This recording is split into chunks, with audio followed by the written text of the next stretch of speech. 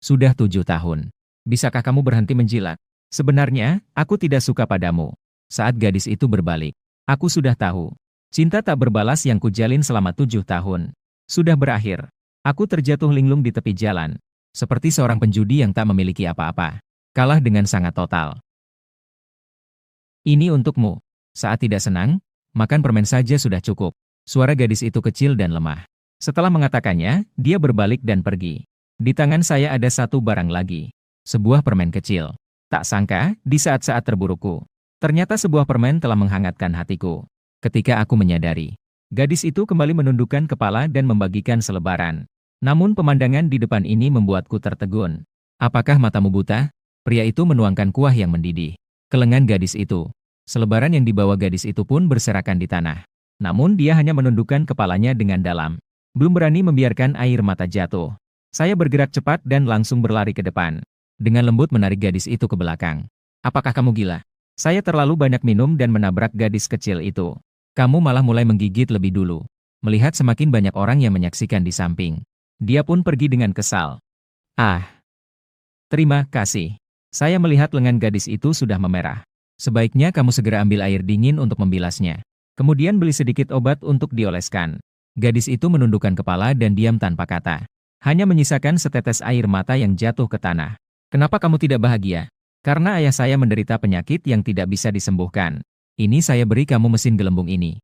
Akan menghasilkan banyak gelembung. Ya, sangat menyenangkan. Siapa namamu? Saya adalah pahlawan naga api. Ini untukmu. Saat sedih, makan permen sudah cukup. Ibu pernah bilang bahwa memberi dan menerima itu penting. Ini untukmu. Gadis kecil itu memberi gelang di pergelangan tangannya kepada anak laki-laki. Itu dibuatnya sendiri. Jadi hanya ada satu manik kayu dan seuntai tali merah. Terima kasih. Sangat cantik. Kota ini memiliki jutaan orang. Saya juga tidak berharap bisa bertemu lagi denganmu. Tapi, kita tetap bisa melihat awan yang sama. Saat ini sudah malam. Saya tanpa tujuan pergi ke taman terdekat. Tiba-tiba melihat sosok yang familiar. Bukankah ini gadis yang membagikan selebaran di sore hari? Dia duduk sendirian di bangku di bawah lampu jalan. Setelah ragu sejenak, saya tetap mendekati gadis itu. Kenapa kamu belum pulang di malam yang larut begini? Gadis itu terkejut mendengar suara yang tiba-tiba. Setelah melihat jelas bahwa itu saya, dia buru-buru menunduk dan menghirup hidungnya. Ketika saya merasa tidak enak, saya biasanya tinggal di sini. Saya teringat pada kejadian yang terjadi di sore hari. Lalu saya bertanya, apakah kamu sudah mengoleskan salep pada tempat yang terbakar? Tidak ada. Tunggu sebentar. Beberapa menit kemudian, aku kembali dengan napas terengah-engah dan berkata, apa yang salah denganmu? Jika luka bakar tidak diobati, akan sangat merepotkan. Saat itu, dia tampak seperti korban dari semua ini. Aku segera berjongkok di depan gadis itu, mengambil salep dan menyentuh lengannya, mengisyaratkan agar dia mengoleskannya. Akhirnya, gadis itu benar-benar mengulurkan lengannya, dan kemudian tidak bergerak. Digampar pun tidak tahu harus berkata apa. Sekarang baru bilang satu langkah baru tahu bergerak. Kenapa kamu begitu konyol? Aku diam-diam mengeluh. Jadi aku memutuskan untuk mengoleskannya sendiri. Meskipun lampu jalan ini tidak terlalu terang, tapi tetap bisa melihat bagian lengan gadis itu yang terbakar. Sudah memerah, bahkan mulai mengelupas. Apakah kamu sudah membilasnya dengan air dingin? Bilas, sudah. Suara gadis itu sangat kecil, dengan suara yang ragu, tapi terdengar sangat indah. Meskipun aku merasa nada suaraku sangat lembut, tapi entah kenapa, dia seolah-olah sedang dikritik, selalu menundukkan kepala. Lalu, kenapa kamu tidak pergi ke apotek? Saat itu pekerjaan belum selesai, dan membeli obat memerlukan banyak uang. Saya agak kehabisan kata-kata. Hanya bisa diam-diam mengoleskan salep ke bagian yang terbakar pada gadis itu. Begitu sudah cukup. Salepnya masih banyak. Ingat untuk sering mengoleskan. Setelah memberikan nasihat, saya mengangkat kepala. Namun saya menemukan gadis itu sedang menatap saya dengan bingung. Saat itu, tiba-tiba angin malam bertiup, menghembuskan poni gadis itu, memperlihatkan mata yang jernih seperti permata, dan wajahnya yang murni dan bersih. Tiba-tiba saya merasakan dunia ini luar biasa tenang. Saat ini, di mata saya hanya ada dia. Gadis yang akhirnya kembali sadar setelah lama. Menundukkan kepala dengan wajah yang penuh malu. Dengan suara pelan, ia berkata, "Ah, tidak. Jangan lihat lagi, ya." Aku tiba-tiba tersenyum tanpa sebab. Ini jelas sesuatu yang bisa diungkapkan dengan tegas. Dia bahkan masih mengatakan sesuatu tentang baik atau tidak. Setelah mendengar itu, aku segera berdiri. Melihat waktu sekejap. Sudah lebih dari pukul 11. Biar aku antar kamu pulang. Gadis itu mengangguk pelan. Kemudian mereka berjalan bersama di jalan. Nama saya Chen Lu. Jalan yang tidak punya jalan untuk dilalui. Lalu kamu? Namaku Liang Zhiro. Saat itu gadis itu masih menundukkan kepala. Dia melihat bayanganku dan berkata, terima kasih sudah membelikanku obat. Aku mengembalikan uangmu. Setelah mengatakannya, dia mengeluarkan ponselnya dari saku. Namun, mendengar kalimat itu membuatku merasa hangat di dalam hati. Ternyata hanyalah hal kecil seperti ini. Ada juga yang mengatakan terima kasih padaku. Saat aku masih dalam kebingungan, aku melihat gadis itu sedikit membuka mulutnya. Dengan mata yang berkilau, dia berkata, ponselnya mati. Sambil menggenggam ponsel dengan tangan kecilnya yang bergetar, dia mengangkatnya di depanku. Dia juga sengaja menekan 2 kali. Dia tampak sedikit bingung. Aku tidak bisa menahan senyum. Sepertinya kamu agak konyol. Tidak apa-apa. Obat ini sangat murah. Hanya menghabiskan kurang dari 10 yuan. Gadis itu merasa malu untuk berbicara lagi. Dia mengatupkan bibirnya. Dia terus menundukkan kepalanya. Setelah beberapa saat, dia tiba-tiba berbicara dengan serius. Sebenarnya aku sangat pintar. Di jalan, aku sedikit mengamati gadis yang sedikit merasa rendah diri ini. Gadis secantik ini, mengapa harus terus menyembunyikan diri? Mengapa kamu terus menundukkan kepala? Kamu harus sedikit lebih percaya diri. Sudah lama berlalu. Gadis itu baru mulai berbicara perlahan. Dengan cara ini, sulit untuk diperhatikan orang. Waktu seolah berlalu dalam sekejap mata. Gadis itu membawaku ke depan papan pemberhentian bus. Dia berkata pelan, aku sedang menunggu bus di sini. Setelah turun, rumah sudah sangat dekat. Aku melihat waktu. Hingga sekarang sudah berjalan lebih dari 10 menit. Apakah kamu setiap hari seperti ini? Rumah yang agak sedikit menyimpang lebih murah untuk disewa. Lalu mengapa kamu tidak mencari pekerjaan di dekat rumah? Di sini meskipun biaya perjalanan diabaikan. Setiap hari bisa mendapatkan tambahan 10 beberapa ribu rupiah. Sepertinya bertanya tentang apapun. Gadis-gadis selalu menjawab dengan jujur. Benar-benar melelahkan? Ya. Begitu saya selesai berbicara, bus sudah datang. Kemudian 2 pintu dibuka perlahan. Terima kasih. Belum sempat penyerang selesai berbicara. Saya sudah menggelengkan kepala. Kemudian saya memperhatikan gadis itu masuk ke bus. Dia baru saja duduk. Baru saat itu saya menyadari. Tadi sepertinya dia ingin mengatakan sesuatu. Tapi bus sudah mulai berjalan. Kemudian dia segera berdiri. Dengan agak cemas dia mengetuk jendela. Uang untuk membeli obat pasti akan saya kembalikan padamu. Ketika saya melihatnya menjadi cemas. Suara gadis yang menjadi agak keras. Saya benar-benar merasa agak lucu. Hanya tersenyum dan melambaikan tangan. Melihat bus itu menjauh. Saya dengan santai memanggil taksi untuk pulang. Melihat suasana malam yang kabur. Aku perlahan mengeluarkan ponsel. Tiba-tiba melihat Mo Yuking yang sudah dipin ke atas selama bertahun-tahun. Setelah ragu cukup lama. Aku tetap membatalkan pin tersebut. Memikirkan tentang diriku yang dulu, yang setiap hari mengirim pesan selamat pagi dan selamat malam. Yang setiap hari aktif mencari berbagai topik untuk dibicarakan. Sungguh menyedihkan. Chen Lu. Saat aku tiba di rumah, sudah hampir jam 1. Aku masuk ke kamar dan membuka laci. Aku bersiap untuk membuang semua barang yang berhubungan dengan Mo Yuking. Tiba-tiba aku melihat seutas gelang dengan hanya 1 manik kayu. Aku mengambilnya di tanganku dan setelah ragu sejenak, aku tetap memasukkannya ke dalam laci yang sudah kosong. Keesokan harinya, baru saja bangun tidur. Aku langsung mengambil ponsel. Secara insting, ingin mengirim pesan. Pada detik sebelum menekan kirim. Aku baru saja bangun. Aku segera menepuk pipiku sendiri.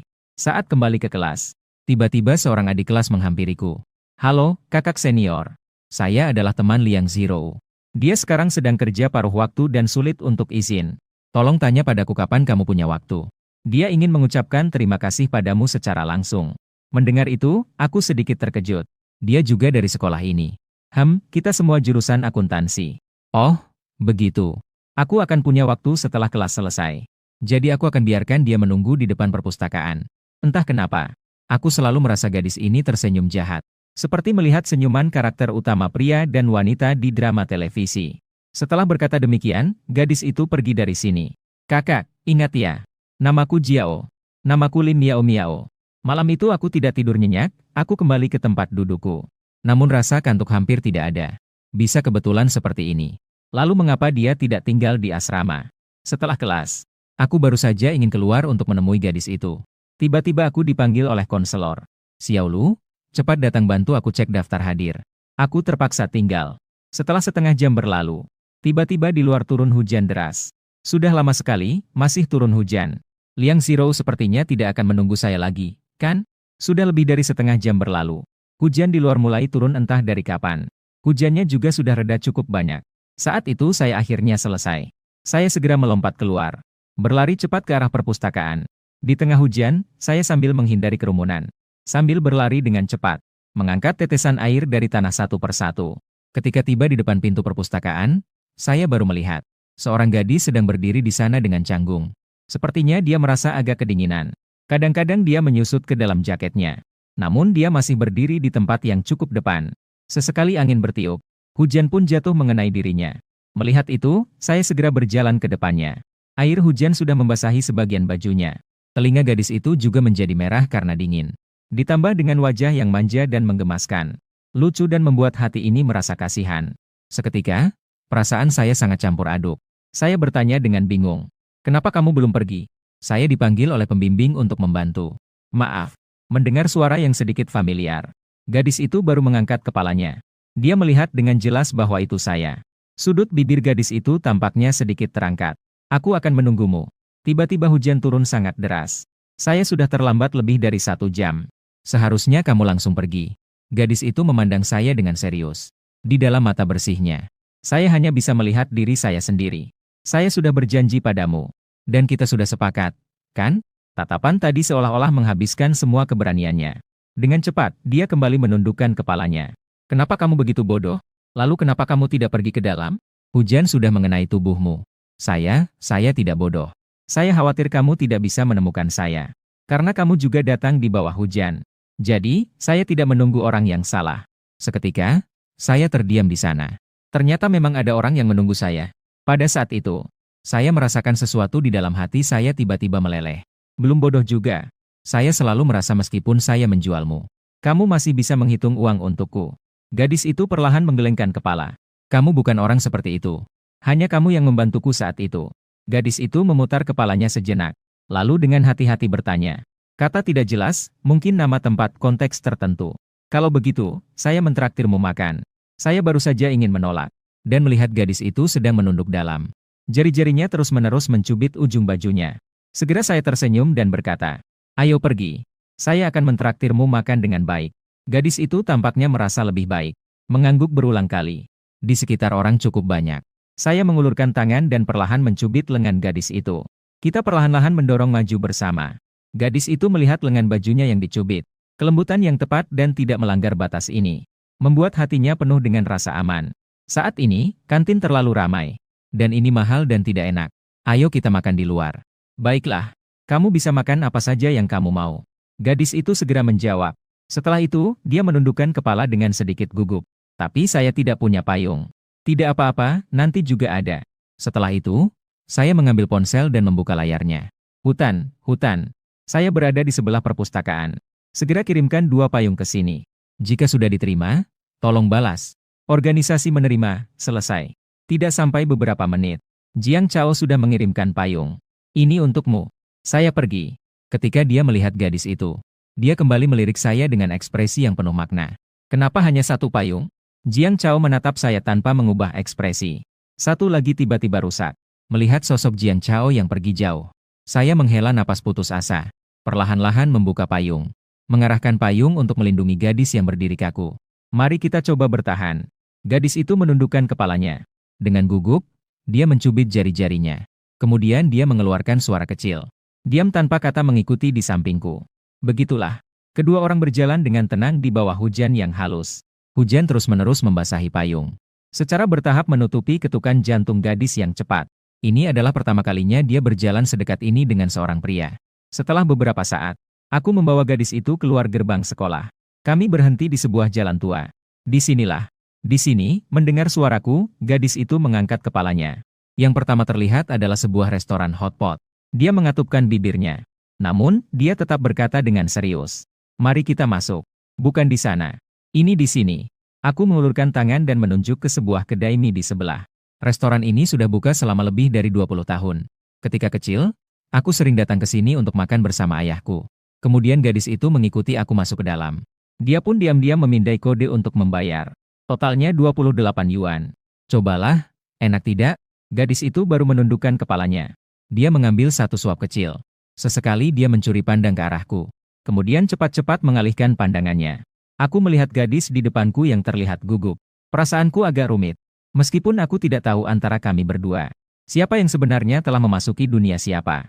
Tapi aku selalu merasa, gadis itu memberikan hidupku sebuah warna yang berbeda. Saya bertanya sambil tersenyum. Enak, kan? Meskipun gadis itu makan dengan baik, tapi bibirnya masih terlihat bulat. Sekali-sekali pandangannya bertemu denganku. Segera dia menundukkan kepalanya lagi, melihat gadis yang mulutnya seperti hamster yang mengembang. Sudut bibirku tiba-tiba terangkat. Aku bersandar dengan dagu dan menatapnya diam-diam. Kenapa kamu masih bekerja paruh waktu? Kenapa kamu harus berhemat seperti ini? Gadis itu cepat-cepat menelan makanannya. Dia perlahan membuka mulutnya. Karena aku ingin mengumpulkan uang untuk operasi ibuku. Melihat gadis yang tiba-tiba ekspresinya suram, saya tiba-tiba merasa kasihan pada gadis bodoh yang menunggu bawah hujan. Apakah Lin Miao Miao itu temanmu? Melihat gadis itu mengangguk, saya bertanya lagi. Jadi, apakah saya dianggap temanmu? Gadis itu tiba-tiba tertegun. Meskipun matanya tertutup poni, saya masih bisa melihat samar-samar dia berkedip. Setelah beberapa saat, gadis itu bertanya dengan hati-hati. Boleh berbunyi. Dia secara tidak sengaja mengangkat sedikit kepalanya. Sepertinya di dalam hati ada sedikit harapan. Mendadak saya merasa bingung. Apa yang kamu katakan? Bukankah aku bersamamu? Boleh kan? Terima kasih. Gadis itu berkata pelan. Sebelumnya, saya hanya punya satu teman dia. Setelah mendengar itu, saya tidak mengatakan apa-apa lagi. Jadi, saya mengeluarkan ponsel saya. Ditempatkan di depan gadis itu. Karena kita sudah teman. Mari makan bersama jika ada waktu. Gadis itu juga memegang ponselnya dengan kedua tangan dan memindai sedikit. Ketika saya melihat saat menambahkan teman. Seketika saya bertanya dengan bingung. Kenapa foto profilmu adalah mesin gelembung? Karena itu adalah hadiah dari orang lain. Saya juga pernah membeli benda ini saat kecil. Tapi saya memberikan milik saya kepada orang lain. Seketika saya teringat pada gadis kecil yang kehilangan ayahnya. Sekali lagi melihat orang di depan ini. Liang Zhirou yang menghemat uang untuk pengobatan ibunya. Dunia ini memang tidak lembut sama sekali. Dan adegan ini diperhatikan oleh Mo Yuqing di pintu. Seharusnya akulah yang diperhatikan oleh Chen Lu seperti ini. Tertegun cukup lama. Mo Yuqing baru saja berlari masuk. Bukankah kamu suka padaku? Lalu kenapa kamu masih mau makan dengan gadis lain? Saat saya melihat Mo Yuqing sekali lagi. Namun tidak ada detak jantung yang cepat seperti biasanya. Saya tersenyum sinis seolah mencemooh diri sendiri. Kamu yang menolak saya, kan? Saya tidak punya alasan untuk terus bersikap baik padamu. Suara yang dingin itu tiba-tiba menyentuh hatinya. Ini adalah pertama kalinya saya berbicara dengannya seperti ini. Mo Yuqing melihat segalanya tiba-tiba menjadi kabur. Air mata terus berputar di pelupuk matanya. Melihat Mo Yuqing pergi sambil menghapus air mata. Perasaan saya agak rumit. Tertawa sambil mengejek diri sendiri.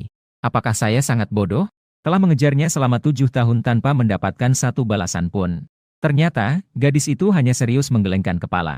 Kemudian dia mengeluarkan permen buah dari saku. Ini untukmu. Saya tidak ingin kamu merasa sedih. Permen buah rasa apel hijau perlahan-lahan meleleh di mulut saya. Sepertinya hatiku juga meleleh dengan cara yang sama. Saat ini, matahari telah sepenuhnya mengusir awan gelap. Sinar matahari membanjiri kedua orang itu. Setelah lama, saya baru bisa kembali berfokus. Menghirup udara segar. Ngomong-ngomong, kenapa kamu tinggal di luar? Harus merawat ibu. Begitu ya, kamu mau kemana nanti? Saya antar. Tidak usah. Saya mau pergi kerja paruh waktu. Sangat jauh. Gadis itu memegang tepi bajunya dengan lembut. Melihat bayanganku, pemuda ini membawa sedikit harapan untuk dirinya sendiri. Sepertinya jika bisa melihat seperti ini, dia sudah sangat puas. Akhirnya saya tiba-tiba membungkuk dan tersenyum ringan. Melihat gadis itu sekejap. Ini membuatnya secara tidak sadar menundukkan kepalanya lebih rendah. Namun gadis itu tetap tidak bisa menahan diri untuk mencuri pandang. Selain ibunya sendiri, sudah terlalu lama tidak ada yang tersenyum dan menatapnya seperti itu. Melihat gadis itu tidak merasa sedih. Sekarang saya bisa tenang. Kerja paruh waktu juga bisa diantar. Saya tidak ada urusan di sore hari. Gadis itu baru saja ingin menolak. Tapi dia melihat saya menatapnya dengan dingin. Dia segera mengangguk dengan patuh. Di jalan, saya sengaja menginjak genangan air yang dangkal. Suara berdecit-decit. Melihat gadis yang berjalan dengan patuh di depan saya. Aku baru saja tersenyum kecil. Liang Zhirou, kamu benar-benar bodoh. Aku tidak bodoh. Setelah mengantar gadis itu, sampai malam barulah aku kembali ke asrama. Ketika aku melihat ikon mesin gelembung yang aneh itu, ragu-ragu untuk menyapa atau tidak. Akhirnya aku melihat gadis itu mengirim pesan. Selamat malam. Saya terkejut sejenak. Saat aku masih berpikir tentang apa yang harus dikatakan. Gadis itu kemudian menarik kembali pesannya. 3 kata yang sederhana, namun membuat jantung gadis itu berdebar kencang. Dia merasa malu dan marah sambil menggosok wajahnya. Dia tertelungkup menutupi wajahnya dengan selimut. Dia tidak bisa melihat, kan? Jangan kembali padaku. Aku mohon padamu. Gadis itu berharap dia bisa mengabaikan hal ini. Namun juga merasa sedih karena halaman chat antara mereka yang kosong. Dia kembali teringat. Gadis cantik seperti putri di siang hari itu. Dirinya dan dia benar-benar bukan orang yang berasal dari dunia yang sama. Tidak heran Chen Lu menyukainya. Setelah gadis itu menenangkan hatinya, segera ia mengangkat air rendaman kaki di depan ibunya. Wanita itu melihat gadis yang serius. Mata wanita itu tiba-tiba berkabut. Hatinya terasa pedih. Xiaoro, apa tidak berpikir untuk mengobati Mama? Mama sudah terbiasa terbaring. Tidak boleh. Suara gadis itu mulai terdengar terisak. Gerakan tangannya juga berhenti. Air mata jatuh satu persatu ke dalam baskom. Membuat air rendaman kaki yang tadinya hangat membekukan hati wanita itu. Dia segera mengelus kepala putrinya. Gadis itu mengusap air mata dengan punggung tangannya. Lalu ia melanjutkan memijat kaki ibunya.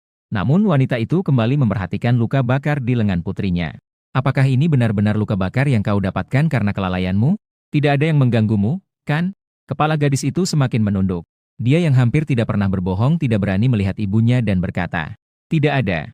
Apa obat-obat itu kamu beli?" Gadis itu menggelengkan kepala. Teman-teman yang membelinya. Dibeli oleh teman. Apakah itu Miao Miao? Dia benar-benar anak yang baik. Tidak, itu Chen Lu. Wanita itu terdiam sejenak. Dia bertanya dengan hati-hati, terkejut dan senang. Mendengar namanya, itu seorang lelaki. Apakah dia dekat denganmu? Betapa dia berharap putrinya bisa memiliki perasaannya sendiri. Hidupnya sendiri. Itu seorang lelaki. Dia sama seperti Miao Miao. Sangat baik. Di tengah malam, gadis itu terbaring lemah di tempat tidurnya. Dengan rasa penasaran, dia membuka pesan di ponselnya. Dalam sekejap, dia mengangkat sudut bibirnya. Dia melihat di ponselnya tertulis satu kalimat. Istirahatlah lebih awal. Ingat untuk mengoleskan salep di tempat yang terbakar. Setelah mengambil tangkapan layar, gadis itu menatap pesan itu. Dia melihatnya sudah sangat lama. Tak lama kemudian, beberapa hari pun berlalu. Aku tiba di lokasi pertemuan kelompok teater. Tadi malam gadis itu bilang akan datang ke sini untuk membantu. Jadi dia harusnya juga ada di sini. Saat itu saya juga melihat sosok gadis itu. Dia terlihat serius membantu menata berbagai properti untuk pertunjukan. Dia sesekali menghapus keringat di dahi dengan punggung tangannya. Saya hanya duduk di kursi sambil melihat gadis itu. Lalu saya berniat untuk mengamati gadis yang tampak bodoh itu. Kapan dia akan menyadari dirinya sendiri? Kemudian, saya menunggu selama 10 menit. Gadis itu baru datang ke arah sini. Saya marah sekaligus tertawa. Leung Ciao, apakah kamu lahir di tahun sapi? Tidak tahu harus istirahat. Mendengar kata-kata ini, gadis yang tadinya ragu tentang cara menyapa, tiba-tiba merasa lega. Saya tidak merasa capek. Setetes keringat mengalir di pipi halus gadis itu, menetes ke dadanya yang menonjol. Melihat itu, saya pun berkomentar. Ini masih disebut tidak capek? Suara itu baru saja mereda. Saya baru sadar bahwa mata gadis itu sedikit merah.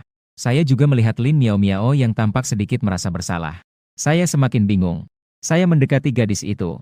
Saya sedikit membungkuk dan melihat matanya yang tersembunyi di balik rambut. Apa yang terjadi padamu? Gadis itu dengan tegas menggelengkan kepalanya. Tidak apa-apa.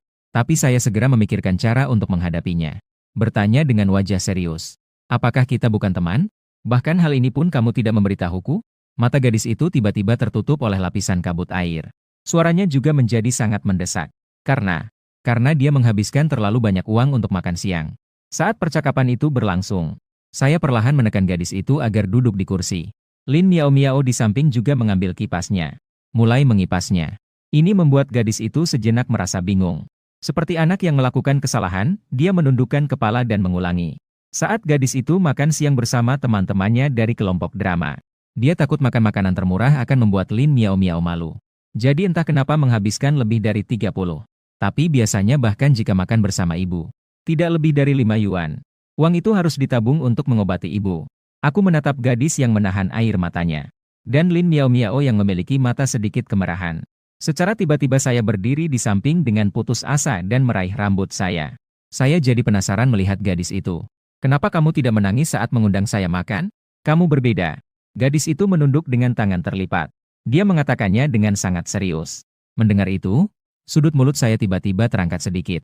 Saya juga menepuk kepala gadis itu. Lalu saya berjalan ke arah anggota teater. Aku akan pergi juga. Gadis itu baru saja ingin berdiri. Tapi dihentikan oleh Lin Miao Miao. Dia datang untuk membantu teman yang ada di panitia mahasiswa. Tunggu sampai saya sampai di kelompok teater. Setelah menyelesaikan biaya peralatan dan kostum. Baru setelah itu saya kembali di bawah payung. Saat itu, gadis itu juga melihat jam dan bertanya, apakah aku seharusnya pergi membantu? Tidak perlu. Saya duduk malas di kursi dan menarik lengan tangannya. Meskipun lengan gadis itu sangat kurus, tapi tetap lembut. Membuat saya tanpa sadar mencubitnya sedikit. Ini juga membuat wajah gadis itu tiba-tiba menjadi merah seperti tomat kecil. Kita sudah sangat membantu. Waktu yang kamu punya, lebih baik bantu saya mengipas. Aku menyipitkan mataku. Tiba-tiba merasakan angin sejuk terus berhembus di pipi. Melihat dengan mata sedikit menyamping. Gadis itu benar-benar sedang mengipas dirinya sendiri. Tidak tahu sudah tidur berapa lama. Saya baru membuka mata perlahan. Angin sepa-sepa masih terus menerpa pipi saya. Melihat waktu sejenak, sudah 2 jam berlalu. Tapi gadis di samping masih mengipas. Sementara tangan satunya memegang ponsel dengan serius melihat kata-kata bahasa Inggris. Beberapa helai rambut di pipi gadis itu terpaku erat oleh keringat di kulitnya. Kaosnya juga lengket di depan tubuhnya. Melihat pemandangan ini, perasaan saya tiba-tiba menjadi sedikit rumit. Seketika saya berdiri, menggenggam gadis itu dengan lembut dan menekannya ke kursi. Merebut kipasnya. Gadis itu langsung terkejut. Belum sempat dia berbicara. Saya langsung mengipasnya. Tidak usah, saya tidak panas. Diam-diam di situ. Atau saya takut tidak bisa menahan diri dan menampar diri sendiri. Melihat nada saya yang tiba-tiba serius. Gadis itu juga tidak berbicara lagi. Dia perlahan menutup matanya. Entah kenapa, menikmati momen ini. Melihat gadis yang mulai rileks. Saya mengusap kepala saya dengan ekspresi putus asa. Bertanya dengan sedikit sakit kepala. Kamu tidak merasa lelah? Kamu bilang kamu butuh saya, kan? Saat ini, saya hanya merasakan jantung saya hampir berhenti berdetak. Waktu berlalu detik demi detik. Setelah mengantar gadis itu, barulah saya kembali ke asrama. Saat malam, saya menatap langit-langit dengan hampa. Mengingat semua yang terjadi hari ini. Tiba-tiba, ponsel berbunyi. Saya mengambil ponsel dan melihat pesan dari Liang Xiro. Miao-miao bilang kamu pasti akan datang lagi besok. Apakah itu benar? Tergantung apakah kamu mau pergi atau tidak. Maka, saya menunggu lama dengan tulisan, sedang memasukkan. Jadi, apakah bisa datang lebih awal di pagi hari? Saya mengedipkan mata dengan penasaran. Memutuskan untuk menggoda orang bodoh ini agar dia ketakutan. Kemudian tidur nyenyak dengan tenang. Maka saya mengirim pesan, kamu ingin bertemu saya. Tapi kali ini menunggu, sedang memasukkan, selama 10 menit penuh. Saat saya hampir tertidur, ponsel akhirnya berbunyi lagi. Gadis itu hanya mengirim satu kata. Aku langsung terkejut melihat pesan ini. Apa artinya ini? Pagi-pagi sekali.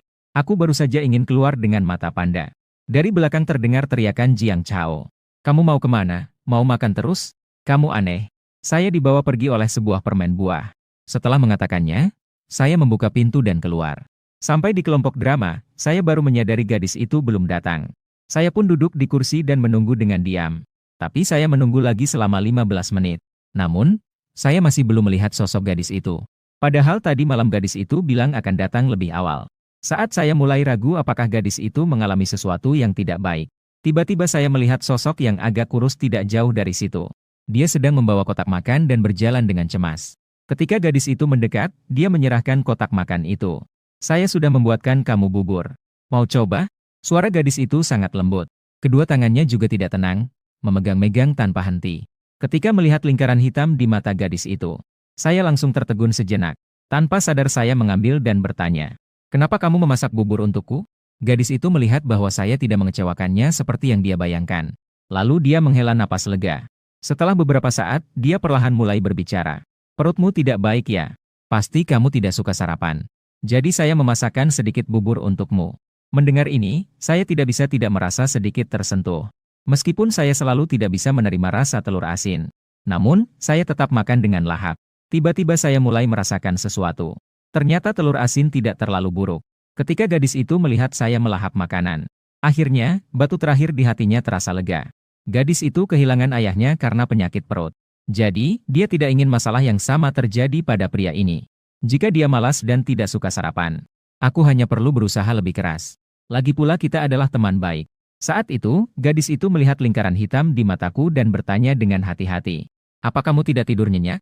Aku dengan serius menutup kotak makan dengan rapi. Dengan malas, aku menguap dan berkata, tebak siapa penyebabnya. Gadis itu tiba-tiba teringat pesan yang dia kirim tadi malam. Kelopak mataku berkedip-kedip. Gambar di depanku juga menjadi kabur. Bisakah kita hidup di Mars? Apa yang Liang Xiro lakukan kemarin? Kenapa Liang Xiro hari ini harus bertanggung jawab? Melihat gadis itu menunduk tanpa bereaksi. Aku pun memanggil dengan suara keras. Terima kasih. Suara gadis itu lembut dan manis. Jarang sekali dia terlihat ceria. Semua rasa kantuk dan kelelahan menguap seiring dengan ucapan terima kasih itu. Setelah makan, aku merasa puas dan meregangkan tubuh. Dengan lembut aku menatap gadis di depanku. Dan gadis itu mengumpulkan keberanian untuk melihat ke arahku. Pandangan keduanya bertemu sejenak. Kemudian gadis itu tampak ingin melarikan diri dan segera mengalihkan pandangannya. Setelah beberapa saat, gadis itu akhirnya tidak bisa menahan tatapan itu. Dengan buru-buru ia menunduk, memalingkan wajahnya, dan bertanya dengan canggung. Kenapa kamu terus melihatku? Aku mengusap dahiku. Sepertinya sedang memikirkan sesuatu, ia berkata. Sepertinya sedang memikirkan sesuatu, katanya. Jangan bergerak. Gadis itu terlihat merah padam karena malu saat diperhatikan. Sepasang mata yang jernih itu juga menjadi berkaca-kaca. Merasa dalam sekejap lagi akan menangis. Kamu sedang apa? Dalam hatinya terasa sedikit gelisah. Seperti seorang sasaran kemarahan. Suaranya terdengar seperti ingin menangis. Saya dibuat bingung antara ingin tertawa dan menangis oleh reaksinya. Sekali lagi menahan keinginan untuk mengganggunya. Berkata dengan setengah bercanda. Saya sedang berpikir bagaimana membalas budi padamu. Kenapa kamu harus membalasnya padaku? Karena saya ingin menjadi teman yang baik denganmu. Jadi antara kita, apa yang kita berikan dan terima? Sebaiknya seimbang. Saya menatap jauh dengan tampak berpikir keras dan menambahkan satu kalimat. Dengan cara ini, hubungan kita akan langgeng. Gadis itu sedikit malu mengatupkan bibirnya. Mengeluarkan ponsel untuk melihat waktu. Sekali lagi mencuri pandang kepada pemuda di depannya. Kemudian dengan puas mengangkat kotak makan dan melambaikan tangan. Aku pergi. Saya bertanya dengan sedikit penasaran. Kamu pergi kemana? Jadi, kamu datang khusus untuk mengantarkan sarapan? Pergi membagikan selebaran. Gadis itu dengan bangga mengulurkan jari telunjuknya yang ramping dan putih. Hari ini tidak ada kelas. Bisa menghasilkan lebih dari 100. Secara naluriah, saya bereaksi ingin ikut membantu. Namun segera saya menghapus pemikiran itu. Gadis itu memang membutuhkan bantuan. Tapi bukan dengan cara baik hati yang dipaksakan seperti ini. Ini hanya akan membuat gadis yang rendah diri ini semakin merasa malu. Namun di dalam hati saya tetap merasa sedikit kecewa. Setelah selesai, apakah kamu akan kembali? Kembali. Melihat sosok gadis itu menghilang. Saya berjalan masuk ke kerumunan teater dengan kesal. Saat sore menjelang malam. Melihat gadis itu kembali. Saya menariknya untuk duduk di lapangan. Keduanya melihat berbagai macam orang yang lewat. Mereka berdua terdiam lama. Hanya saja, seringkali mereka saling bertatapan tanpa sengaja. Saya memandang awan berapi di tepi langit. Perlahan saya mulai berbicara. Kamu benar-benar sangat lelah setiap hari. Bisakah kamu bercerita tentang keadaan keluargamu? Gadis itu memeluk lututnya dengan kedua tangan. Dia bercerita pelan-pelan. Ayahku meninggal ketika aku masih kecil. Ibu juga mengalami penyakit. Kaki beliau lumpuh. Jadi, aku ingin bekerja keras untuk menghasilkan uang dan merawat ibu. Kemudian menabung uang untuk operasi beliau. Setelah mengatakannya, mata gadis itu semakin berkaca-kaca. Seolah-olah ada kabut di depannya. Dia takut melihat tatapan kasihan dari orang lain. Dia juga takut mengingat ketidakmampuannya dan kelemahannya. Saat itu, aku tiba-tiba berkata, Leung Chiao, apakah kamu percaya pada keajaiban? Gadis itu jelas tidak bereaksi. Dia tertegun sejenak. Ekspresinya kembali menjadi murung. Tidak percaya. Setidaknya, itu tidak mungkin terjadi padaku. Tapi aku berbicara dengan sangat serius. Itu mungkin terjadi. Misalnya, seseorang tiba-tiba masuk ke dalam hidupmu. Bahkan bersedia menemani kamu untuk memikul semua ini. Setelah mengatakan itu, saya perlahan-lahan berdiri. Meminjam sebuah gitar. Duduk kembali di samping gadis itu dan berkata, dengar baik-baik. Saya hanya akan memainkannya untukmu. Mendengar kata-kata ini, jantung gadis itu seolah-olah terhenti sejenak. Dalam hati merasa gembira tanpa sebab.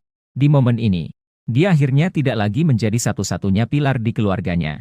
Seakan-akan dia juga menjadi seseorang yang perlu dirawat. Bisa dicintai. Gadis yang menikmati masa muda dan kebahagiaan.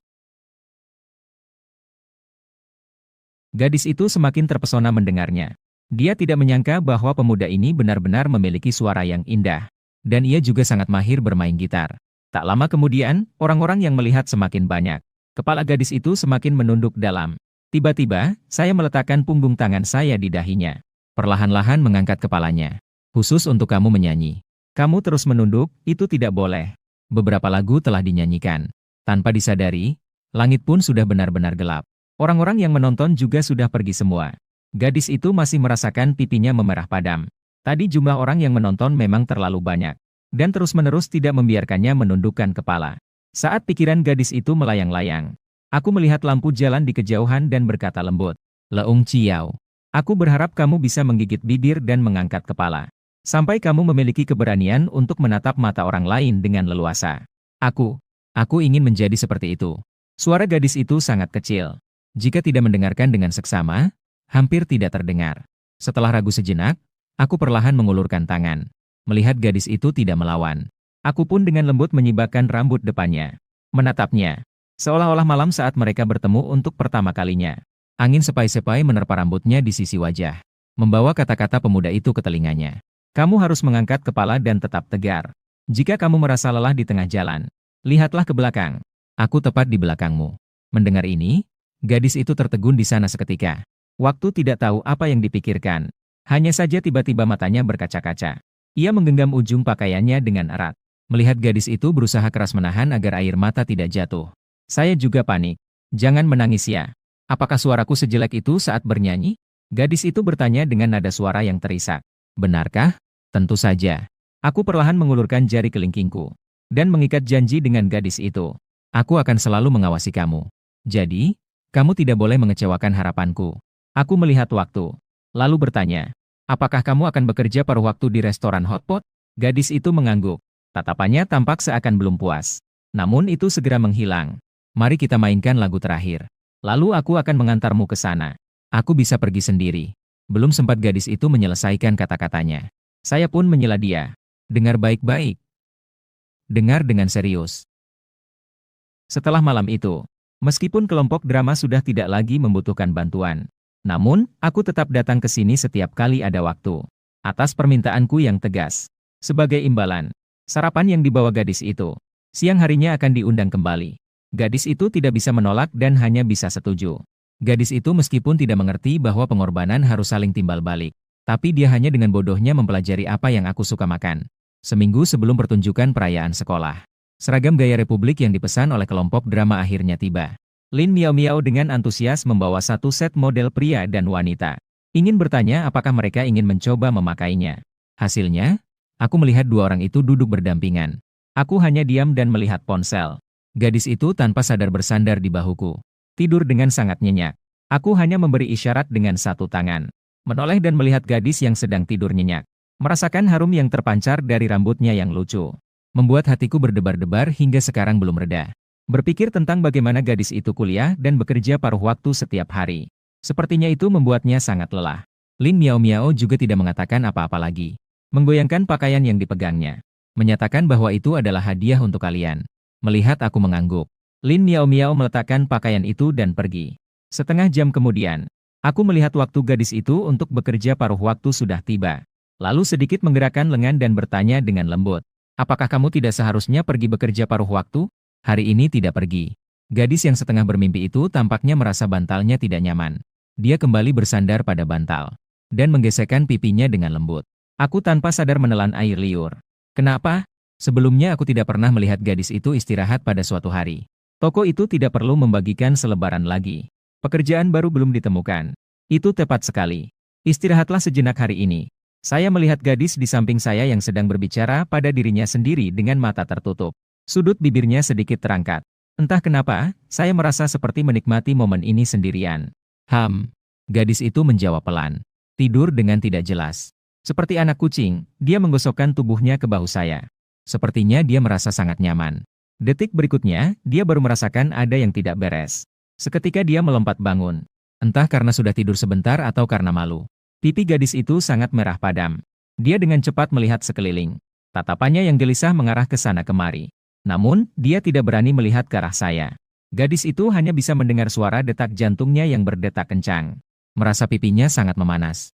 Jelas-jelas, saya hanya ingin menutup mata dan beristirahat sejenak. Kenapa setelah bangun tidur? Lalu bersandar di bahu Chen Lu. Melihat gadis itu yang wajahnya merah padam karena malu. Aku tersenyum kecil. "Kamu memanfaatkan aku." "Benar. Maaf." Aku mengernyitkan dahi. Tidak begitu puas dengan jawaban ini. Hanya perlu minta maaf dan sudah. Tidak ada tanggung jawab, ya? Aha. Gadis itu semakin panik. Otakku benar-benar tidak bisa berpikir. Lalu, bagaimana aku harus bertanggung jawab? Aku sebenarnya ingin mengganggu sedikit lagi. Sayangnya, aku tidak bisa menahan tawa. Aku hanya bisa tersenyum dan menarik gadis yang panik itu untuk duduk di kursi. Hanya bercanda. Melihat kamu begitu lelah, aku merasa tidak enak untuk membangunkanmu. Apakah kamu ingin tidur lagi? Gadis itu menundukkan kepalanya dalam-dalam. Dia masih terlihat sangat malu. Tidak. Gadis itu masih merasa tindakannya agak tidak sopan. Maaf ya. Melihat itu, aku menyandarkan dagu dan terus bercanda. Jika kamu benar-benar merasa bersalah padaku, lain kali biarkan aku bersandar di bahumu saat tidur, ya? Dengan cara ini, kita berdua seimbang. Tidak bisa. Kita adalah teman. Tidak boleh seperti ini. Tapi kita adalah teman terbaik, kan? Itu juga tidak bisa. Namun, saya tetap berkata dengan serius. Kita berdua jelas dan bersih. Takut apa? Mendengar kata-kata ini, gadis itu sedikit tertegun. Merasa seolah-olah dia akan terjebak. Dia segera menggelengkan kepala. Teman baik yang sejelas apapun tidak boleh seperti ini. Saya berkata dengan wajah datar. Kamu harus mengembalikan kepercayaanku sekali, kan? Bukankah saling membantu antara teman baik adalah hal yang normal? Namun, gadis itu benar-benar bingung. Matanya berkedip-kedip. Dia berkata dengan hati-hati. Hanya sekali. Baiklah, melihat tujuan tercapai. Saya juga tidak akan terlalu terlibat dalam masalah ini. Gadis itu menundukkan kepala, malu untuk berbicara. Sangat patuh, dia duduk di samping. Saat itu, dia baru menyadari pakaian aneh di sampingnya. Melihat gadis itu dengan penasaran mengangkat dan melihatnya. Kami menyampaikannya. Lin Miao Miao memberikannya padamu. Mau coba pakai tidak? Gadis itu tertegun mendengar kalimat itu. Kemudian dia menggelengkan kepala seperti guncangan. Aku terus berbicara seolah-olah membujuk. Kita sudah sepakat sebelumnya. Kau harus belajar untuk lebih percaya diri. Ini adalah bagian dari rencana. Nanti kembalikan padanya ya. Gadis itu menundukkan kepalanya dalam-dalam. Merasa pipinya semakin merah padam. Pikiran di dalam hatinya bercampur aduk. Padahal tadi sudah dijanjikan bisa bersandar saat tidur. Kenapa begitu terus-menerus mengambil kesempatan? Liang Xirou, Liang Xirou. Harus belajar untuk menolak dia. Gadis itu akhirnya mengambil keputusan. Akhirnya aku tiba-tiba mendekatkan diri ke telinganya. Dengan bercanda aku berkata, jika kau merasa malu, paling tidak hanya biarkan aku yang melihat. Kau juga tidak ingin teman baikmu merasa sedih, kan? Suhu hangat yang tiba-tiba datang di telinga membuat gadis itu merasakan kesemutan di seluruh tubuhnya. Pinggangnya yang ramping tampak lemas. Gadis itu manis dan lucu, tidak tahu bagaimana cara bersembunyi. Setelah berpikir lama, tanpa dipikirkan, dia sedikit mengangguk. Gadis itu di ponselnya. Dia bertanya pada Lin Miao Miao di mana dia bisa mengganti pakaian. Kemudian dia diam-diam membawaku ke ruang kelas kosong itu. Lin Miao Miao bahkan menyampaikan pengingat khusus. Ini adalah ruang kelas untuk mata pelajaran khusus. Tidak ada kamera pengawas yang dipasang. Aku diam-diam mengikuti gadis itu. Terdapat perasaan aneh seolah kami sedang melakukan sesuatu yang buruk secara diam-diam. Sampai di pintu, gadis itu dengan lucu menyelipkan kepalanya. Dia melihat ke kiri dan ke kanan, dan setelah memastikan tidak ada orang, dia merasa lega. Kamu, pastikan kamu menjaga pintu ya. Aku bersandar di dinding dan tersenyum padanya. Tenang saja. Namun gadis itu masih tampak tidak begitu tenang. Dia kemudian menambahkan satu kalimat. Kamu juga tidak boleh masuk. Seketika, aku menunjukkan ekspresi seolah baru menyadari sesuatu. Kamu tidak bilang, aku benar-benar tidak terpikirkan. Gadis itu segera menutup pintu. Tidak bicara lagi. Aku hanya menunggu di koridor yang sepi. Bahkan terlalu bosan sampai menghitung ubin di dinding. Aku mengambil ponsel dan melihat waktu. Setelah melihat sekian lama, aku terkejut. Aku bertanya dengan sedikit khawatir. Leung Ciao, kau tidak pusing di dalam sana, kan? Saat itulah, gadis itu perlahan membuka pintu kamar. Kenapa kau terus menatapku? Melihat gadis yang malu di depanku. Aku hanya merasakan hidungku tiba-tiba panas. Dan secara naluri menyibak poni panjangnya. Dan gadis itu tidak melawan. Hanya tampak seperti sasaran kemarahan. Setelah aku kembali sadar, aku baru saja menggerakkan ponsel di tanganku. Ayo ambil foto. Sejak malam itu saat kita bertemu dengan sebutir permen. Aku tidak pernah membayangkan bahwa aku akan semakin dekat dengannya. Apalagi tidak menyangka. Lebih tidak menyangka. Pertama kali melihatnya mengenakan gaun. Ternyata cantik sekali. Tidak. Jangan. Gadis itu terkejut. Secara naluriah mundur 2 langkah. Hingga punggungnya menempel di dinding. Ini juga bagian dari rencana. Gadis itu tidak berbicara. Seperti rusa kecil yang ketakutan. Menggenggam ujung bajunya dengan erat.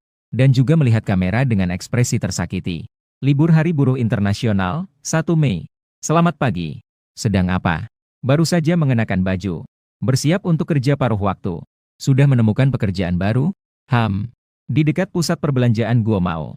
Jam berapa pulang kerja? Saya ingin membicarakan sesuatu denganmu. Saya pulang kerja jam 6. Aku akan jemput kamu kalau begitu. Oke. Setelah sarapan, saya menemani adik saya pergi ke pusat perbelanjaan Guomao. Melihat lengan saya yang dipeluk, saya merasa bingung. Gadis yang mengaku bahkan tidak bisa membuka tutup botol. Bagaimana dia bisa berbelanja begitu lama tanpa merasa lelah? Kak, saya ingin minum teh buah. Aku belikan untukmu. Kakak laki-laki. Tunggu sebentar, saya ingin membeli gaun baru. Beli. Beli lagi satu kalung untukku? Ya. Jika kamu terus meminta, aku akan membelikanmu satu set gaun. Kakak suara Kamu juga tidak ingin teman baikmu kehilangan pekerjaan ini, kan? Tiba-tiba, aku teringat bahwa orang tuaku ingin mencarikan guru les untuk adikku. Jadi aku terpaksa menyetujuinya. Ketika sudah jam 6 sore, Liang Zhirou yang telah bekerja seharian akhirnya selesai kerja. Dan rasa sakit di lehernya juga membuatnya sulit untuk bertahan. Namun ketika dia melihat segelas teh susu di tangannya, dia masih merasa sangat senang. Saat itu dia baru menyadari bahwa baterai ponselnya hampir habis. Dia melihat ada tempat untuk menyewa powerbank di depan. Setelah berpikir, dia memutuskan untuk menyerah. Lagi pula, harganya cukup mahal. Sementara itu, aku duduk di kafe di lantai 1 mal menunggu. Tak lama kemudian, Liang Zhirou masuk dengan ragu-ragu. Melihat itu, aku melambai padanya. Setelah gadis itu mendekat, duduk dengan sedikit malu di depanku. Kenapa kamu selalu datang lebih awal? Sudah terbiasa. Saat itu, gadis itu terlihat agak gugup saat mengeluarkan susu teh. Aku membelikanmu teh susu. Mendengar ini adalah untuk dirinya sendiri. Aku sedikit terkejut. Setelah menerimanya, aku tertegun sejenak. Kenapa kamu tidak membelikan untuk dirimu sendiri? Gadis itu butuh waktu lama untuk mengeluarkan satu kalimat. Kepalanya juga semakin menunduk. Aku sudah menghabiskannya di jalan. Coba, apakah kamu suka? Setelah itu, aku tersenyum lembut dan berkata sangat suka. Ketika gadis itu melihat senyum pemuda di depannya, dia akhirnya bisa menghela napas lega. Itu baik. Lagi pula, ini adalah pertama kalinya gadis itu membelikan susu teh untuk seorang pemuda. Dalam hati, dia sangat tegang. Saat itu, dering ponselku berbunyi. Dengan tidak senang hati, aku mengangkatnya dan melihat. Ternyata itu adalah panggilan dari Lin Miao Miao. Ada apa? Di sana, Lin Miao Miao berbicara dengan nada yang sangat cemas. Liang Zhirou hilang kontak. Telepon sama sekali tidak bisa terhubung. Saya melihat ke samping dan tersenyum pada gadis yang tampak penasaran. Dia sekarang ada di sampingku. Mendengar kata-kata ini, Lin Miao Miao baru merasa tenang. Mengakhiri panggilan, gadis itu hanya terdiam dengan wajah penuh rasa bersalah. Dalam hatinya masih merencanakan untuk membeli sesuatu untuk Lin Miao Miao. Diam sejenak, dia baru sedikit mengangkat kepala. Kamu mau bilang ada urusan apa padaku? Orang tuaku baru-baru ini sedang mencarikan guru les untuk adikku. Saya ingin tanya apakah kamu punya ide? Menyentuh. Saya tidak cocok untuk itu. Tidak masalah. Mengajar adikku, kenapa takut? Ini jauh lebih baik daripada pergi ke orang asing. Melihat gadis itu menggeleng-gelengkan kepala seperti gendang. Saya mengulurkan jari telunjuk dan dengan lembut menekan dahinya. Meminta dia untuk berhenti. Menatapnya dan bertanya. Masih ingat janji kita? Gadis itu mengedipkan mata. Tatapan tegas di depannya membuatnya merasa lebih tenang. Beberapa detik kemudian, dia akhirnya memantapkan keputusan. Menunjukkan tarif pengajar dari orang lain kepadanya. Saya coba. Jadi, itu adalah kelas pada 2 hari setiap akhir pekan. 2 jam di malam hari 600. Itu terlalu mahal. Leung Chiao. Apakah kamu bodoh? Aku memang bodoh sehingga tidak bisa mengajar dengan baik. Kamu benar-benar bodoh dan tidak bisa masuk sekolah ini. Setelah mengatakannya, aku mengeluarkan ponsel. Menunjukkan biaya yang dibebankan oleh tutor lain kepadanya. Kamu lihat, semuanya dari sekolah kita. Dan banyak orang tua yang terburu-buru. Melihat gadis itu masih terus menggeleng. Aku melanjutkan bicara. Kamu begitu bodoh. Kalau begitu 250 per jam saja. Tiba-tiba aku merasa aneh. Bagaimana bisa peran ini terbalik? Masih ada tutor yang terus menawar harga. Tapi gadis itu masih menggigit bibirnya. Dengan pelan mengangkat kepalanya. Kalau begitu, bisa lebih murah sedikit? Ketika dia melihat aku tidak tampak marah.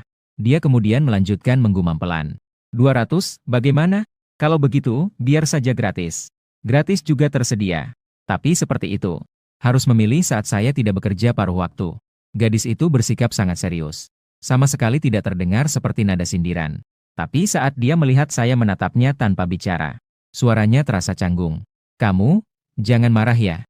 Setelah beberapa saat, saya perlahan bangkit. Duduk di sebelahnya dengan ekspresi datar. Mengulurkan tangan dan terus membelai kepalanya. Gadis itu juga tidak melawan. Hanya memejamkan mata erat-erat. Kemudian saya menghela napas dalam-dalam. Tersenyum tanpa daya. 200 ya sudah 200. Tapi gadis itu teringat pada gadis ceria yang dilihatnya siang tadi. Semakin dipikirkan, semakin merasa tidak yakin. Dan orang dengan sifat seperti itu, dia sama sekali tidak dapat menghadapinya. Apakah mau mengajari adik perempuanmu? Kelas berapa? Adik perempuan. Kelas 2 SMA.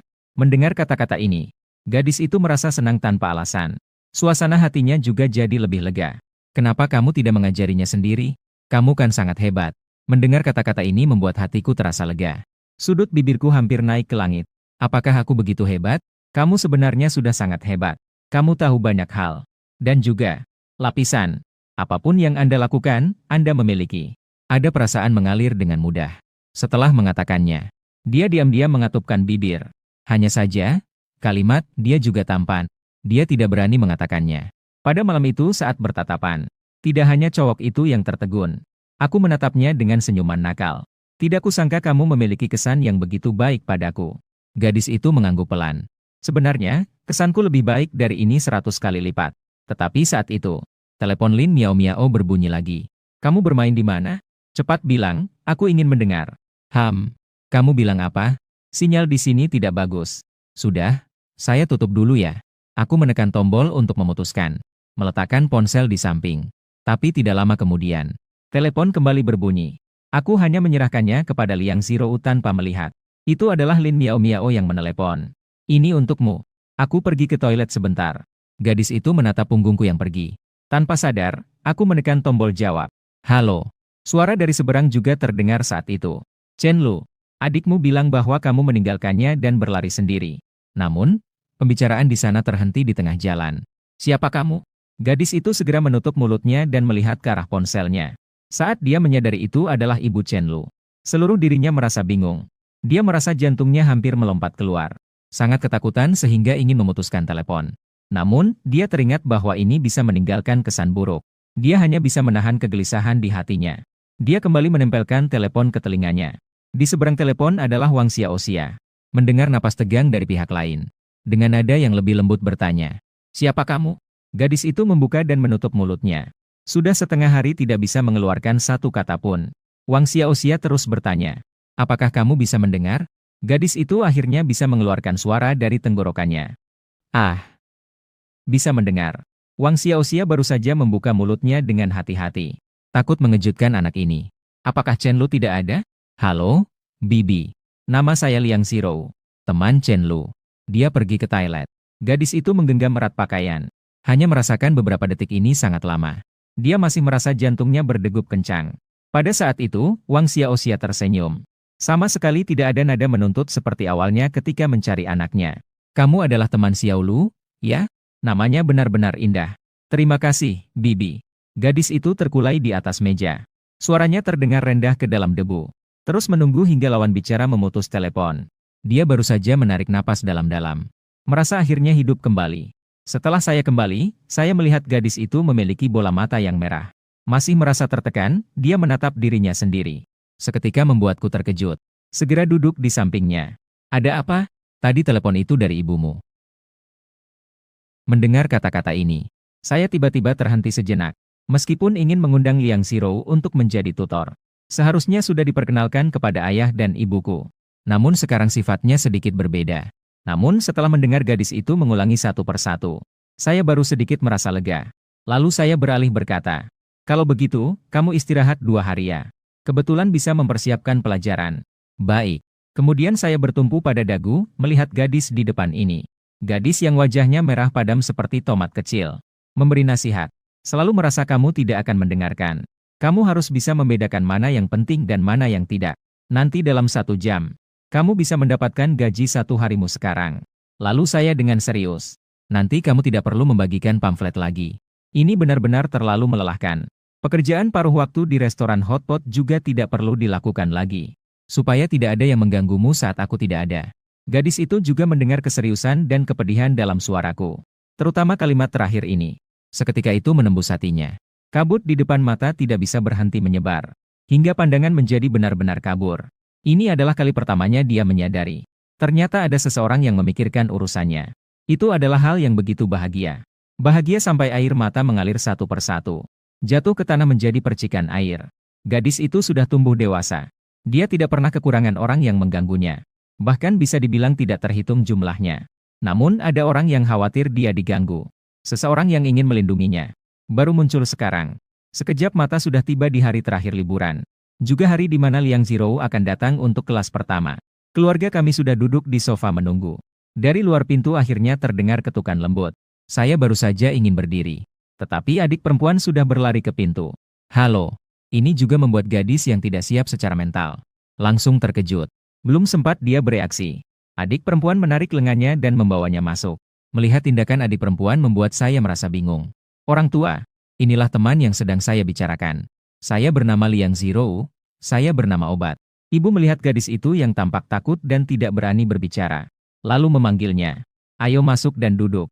Kemudian dengan lembut menggenggam tangan gadis itu dan duduk di sofa. Anak ini namanya bagus dan juga cantik. Mendengar kata-kata ini, gadis itu semakin tegang. Kedua tangannya diletakkan dengan rapi di pangkuan. Kepalanya tertunduk dalam.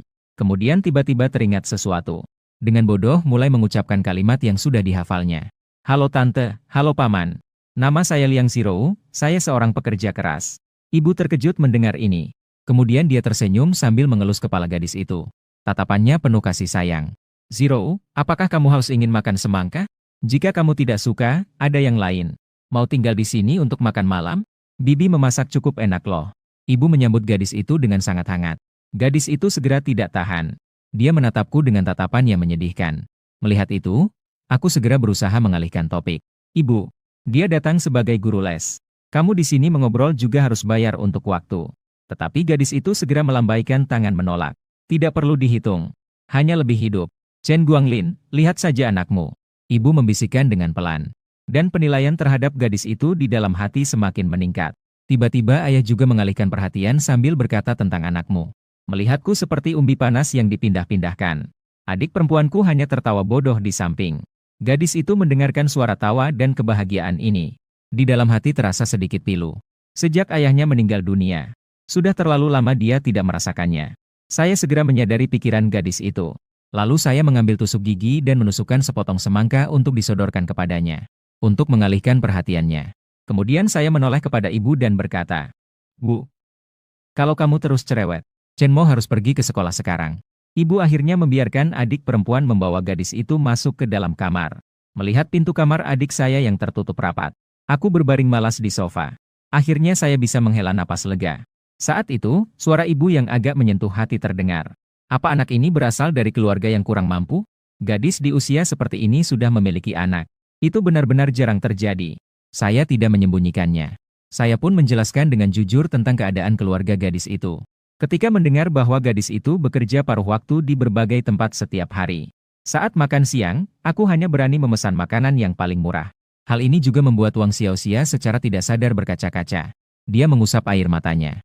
Chen Lu, jika kamu berani mengganggunya, aku akan menganggapmu bukan anakku. Selama seluruh kelas, kami juga tidak mengganggu mereka. 2 jam dengan cepat berlalu. Pintu ruangan dibuka perlahan. Aku menengkan kepalaku untuk melihat. Aku melihat adikku yang tidak malu-malu memeluk lengan gadis itu. Kakak, seandainya aku bertemu denganmu lebih awal. Aku sudah lama belajar bahasa Inggris dengan baik. Dia berbicara dengan suara keras. Di ruang tamu terdengar sangat jelas. Melihat senyum puas orang tua. Aku juga tersenyum diam-diam. Meskipun aku tidak tahu bagaimana Liang Zhirou mengajarnya. Hanya melihat penampilan adikku ini. Sudah jelas bahwa kalung ini tidak sia-sia dibeli. Setelah itu, aku melihat gadis itu terus-menerus menolak. Wang Xiaoxia juga tidak melanjutkan untuk mengajaknya makan. Dia melambaikan tangan dan memanggilku untuk mengantarnya pulang. Aku bisa melihat adikku masih dekat dengan gadis itu.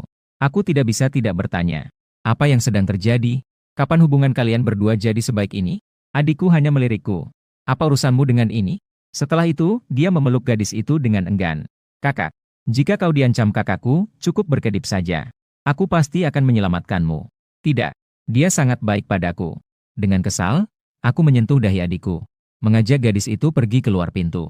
Gadis itu memeluk tas kanvasnya. Ekspresinya agak rumit. Aku melihat ekspresi gadis itu sedikit berubah. Lalu aku mulai bertanya. Ada apa? Aku berpikir lama kemarin tapi tidak tahu apa yang harus diberikan. Ini adalah kunjungan pertamaku dan aku tidak membawa apa-apa. Melihat itu, aku tidak bisa menahan tawa. Tidak masalah. Lagi pula, kau datang untuk jadi pemilik rumah.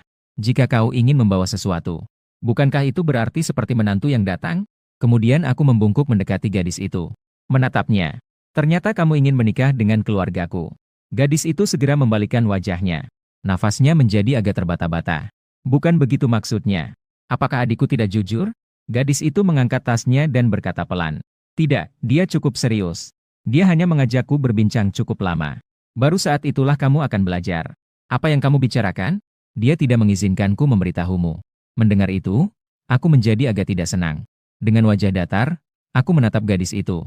Apakah kita masih sahabat terbaik? Gadis itu sedikit mengangguk. Aku masih bertanya dengan ekspresi serius. Jadi, kamu akan berbicara atau tidak? Jangan marah, aku hanya bilang. Suara gadis itu berubah menjadi sangat cemas. Terpaksa aku semua mengaku. Dia bertanya kepada kami. Gadis itu belum selesai berbicara. Aku menempatkan jari telunjukku di depan bibirnya yang lembab. Baiklah, aku tahu kamu mau memberitahuku. Itu membuatku sangat senang.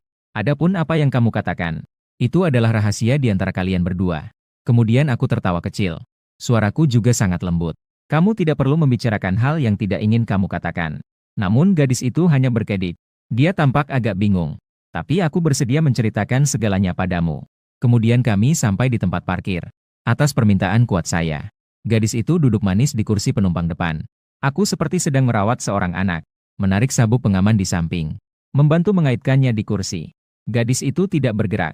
Takut kalau kontak fisik yang tidak disengaja terjadi. Dia hanya sesekali mencuri pandang. Entah mengapa, ada perasaan aneh. Sementara itu aku mundur. Sambil tersenyum melihat Liang Zero di sampingku. Kenapa aku melihatmu begitu tegang? Menganggap rendah kemampuan mengemudiku? Seketika itu juga, saya tertegun di sana. Meskipun gadis itu mengenakan kaos yang sangat longgar, namun, bentuk tubuhnya yang menawan, tetap saja tertekan erat oleh sabuk pengaman. Gadis itu sedikit merasa malu dan mengatur posisinya. Sebisa mungkin agar terlihat tidak terlalu mencolok. Melihat keadaan, saya membersihkan tenggorokan saya. Katakan posisinya, saya akan menavigasi. Ayo pergi ke supermarket dekat rumah saya. Saya akan membeli beberapa sayuran.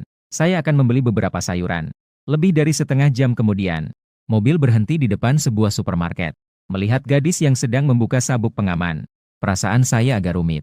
Mengemudi memakan waktu begitu lama. Juga tidak tahu kapan gadis ini datang. Sudah berapa lama naik bus? Ini adalah kesalahan. Seharusnya saya menipunya untuk setuju menjemputnya. Kami berdua masuk ke dalam supermarket. Sementara gadis itu membawa keranjang belanja. Melihat-lihat di sini dan di sana. Saya hanya diam-diam mengikuti di sebelahnya. Tiba-tiba saya merasakan seolah-olah hidup bersamanya. Kamu mau beli apa? Gadis itu berpikir sejenak. Mari kita beli beberapa pare terlebih dahulu. Tapi saya terus berpura-pura dengan berani. Saya tidak suka makan pare. Gadis yang manis itu menatap dengan mata bersinar. Apa yang ingin kamu makan? Saya hanya bercanda denganmu. Saya tidak akan pergi ke rumahmu untuk makan. Gadis itu baru menyadari. Jangan berpaling, teruslah membeli sayuran. Gadis itu kemudian memilih seekor ikan. Berniat untuk memperbaiki menu makanan. Setiap kali dia memilih jenis sayuran, saya selalu bertanya padanya rencananya bagaimana. Gadis itu sama sekali tidak merasa terganggu. Dia menjawab dengan sangat sabar. Begitulah kami berkeliling sambil bertanya jawab sepanjang hari. Tiba-tiba saya merasakan bahu saya didorong lembut. Jadi saya sedikit penasaran dan menoleh. Saya melihat gadis itu membawa sebotol Pepsi. Dia mengulurkan tangan dan memberikannya. Saya agak terkejut. Tidak menyangka dia ingat bahwa saya suka minum cola. Dan itu adalah Pepsi. Terima kasih. Saat itu gadis itu menundukkan kepala. Suaranya masih terdengar ragu. Saya ambilkan yang suhu ruangan. Ya, saya berikan yang suhu ruangan. Perutmu tidak baik. Kurangi minum yang dingin. Bolehkah? Terserah padamu. Setelah keluar dari supermarket, mereka berdua mengobrol. Mereka berjalan masuk ke sebuah gang gelap. Hutan baja di sekitar menghalangi sebagian besar sinar matahari. Setelah berjalan-jalan sebentar lagi, barulah tiba di depan gedung yang sangat tua. Dan rumah sewa gadis itu berada di lantai 1. Sementara saya penasaran melihat sekeliling. Tiba-tiba mendengar seseorang berteriak keras. Kau tidak punya seorang putri lagi? Panggil dia untuk kembali dan membereskan barang-barangnya. Setelah beres, cepat pergi dari sini.